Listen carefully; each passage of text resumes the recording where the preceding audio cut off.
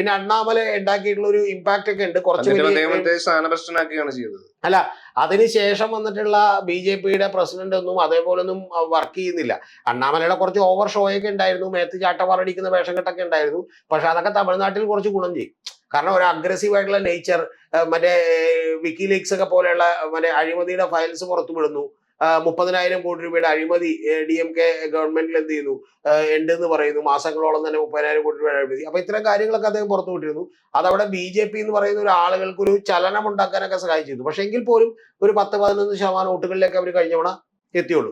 അപ്പൊ അതിൽ നിന്ന് പിന്നീട് മാറ്റിയിട്ടുള്ള BJP പ്രസിഡന്റ് ഒന്നും അത്ര എഫക്റ്റീവ് അല്ല. അദ്ദേഹം ലോക്സഭാ തെരഞ്ഞെടുപ്പിൽ എന്തോ 10-13 മണ്ഡലങ്ങളിൽ സെക്കൻഡ് വരാൻ BJP അല്ല, അതാ പറഞ്ഞ 11% വോട്ട് പിടിച്ചു. അപ്പൊ അത് സെക്കൻഡ് ഒക്കെ വരാൻ പറ്റും. ഇപ്പൊ കോയമ്പത്തൂർ മത്സരിച്ചു, അങ്ങനെ പല സ്ഥലങ്ങളിൽ സെക്കൻഡ് വരാൻ പറ്റും.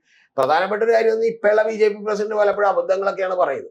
എന്ന് പറഞ്ഞാൽ വിജയ് മറ്റേ പുള്ളിക്കാരിയുടെ വീട്ടിൽ നിന്ന് ഇറങ്ങിയവനെ കണ്ടു എന്നൊക്കെയാണ് എന്ത് ചെയ്യുന്നത് പറയുന്നത്, പറഞ്ഞിട്ടുള്ള കമന്റുകൾ, വൈകാരികമായിട്ടുള്ള കമന്റ് പറയുകയും അതിനുശേഷം ശരിക്കും അത് പിൻവലിക്കുകയൊക്കെ ചെയ്തിരുന്നു. അപ്പൊ അതൊന്നും കൊണ്ടിട്ട് അത്ര വലിയ ഇമ്പാക്ട് ഒന്നും ഉണ്ടാവില്ല.